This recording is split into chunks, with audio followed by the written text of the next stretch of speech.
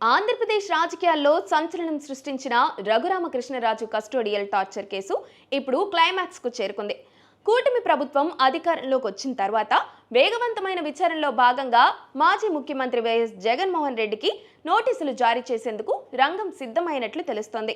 SP Damodar నేతృత్వంలోని ప్రత్యేక విచారణ బృందం సేకరించిన ఆధారాలు, సాక్ష్యాల ప్రకారం ఈ కేసులో కుట్రకోణం పూర్తిగా బయటపడుతుంది.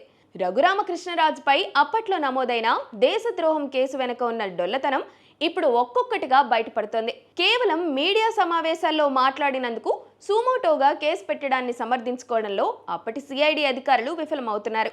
ఈ కేసులో ఫిర్యాదుదారుడైన సిఐడి అధికారి సునీల్ నాయక్ ఇప్పటికే సిట్ విచారణలో కీలకమైన విషయాలు వెల్లడించినట్లు సమాచారం. అప్పటి సిఐడి విభాగపు ఉన్నతాధికారుల ఆదేశాల మేరకే తాను ఫిర్యాదు చేశానని, అంతా అప్పటి CID chief PV Sunil Kumar కనుసన్నల్లోనే జరిగిందని ఆయన వాంగ్మూలం ఇచ్చినట్లు తెలుస్తోంది. దీంతో ఈ కేసులో ఉన్నతాధికారుల మెడకు ఉచ్చు బిగుస్తోంది. హైదరాబాద్లోని రఘురామను అరెస్ట్ చేసిన సమయంలో అనుసరించిన విధానాలు ఇప్పుడు అధికారులను ఇరకాటంలో పెట్టాయి. ఒక ఎంపీని మరో రాష్ట్రంలో అరెస్ట్ చేసినప్పుడు స్థానిక కోర్టులో ప్రవేశపెట్టి ట్రాన్సిట్ వారెంట్ తీసుకోవాలనే కనీస నిబంధనను కూడా సిఐడి తుంగలో తొక్కేసింది. వారెంట్ లేకుండానే నేరుగా 400 కిలోమీటర్ల దూరం ప్రయాణించడం, ఆపై గుంటూరు సిఐడి కార్యాలయంలో భౌతిక దాడులకు పాల్పడటంపై సిట్ పూర్తి ఆధారాలను సేకరించింది.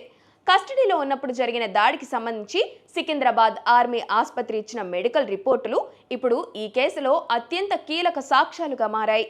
ఈ కేసులో మాజీ ముఖ్యమంత్రి జగన్మోహన్ రెడ్డిని A1గా చేర్చడంతో రాజకీయ వర్గాల్లో ప్రకంపనలు మొదలయ్యాయి.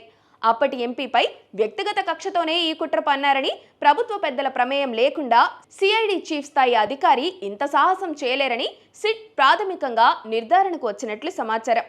ఇప్పటికే పివి సునీల్ కుమార్ సహా ఇతర అధికారులను విచారించిన సిట్ వారి నుంచి సేకరించిన సమాచారం ఆధారంగా త్వరలోనే జగన్మోహన్ రెడ్డికి నోటీసులు జారీ చేసే అవకాశం ఉంది.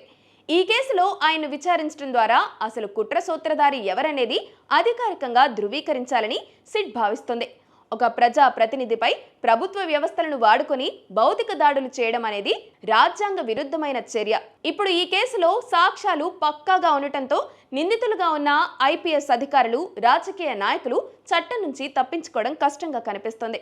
జగన్మోహన్ రెడ్డికి నోటీసులు పంపితే అది కేవలం ఒక న్యాయపరమైన ప్రక్రియ మాత్రమే కాకుండా రాష్ట్ర రాజకీయాల్లో పెను మార్పులకు దారితీస్తుంది. 5 ఏళ్ల పాలనలో జరిగిన అక్రమాలకు ఈ కేసు ఒక ఉదాహరణగా నిలుస్తుందని విశ్లేషకులు అభిప్రాయపడుతున్నారు.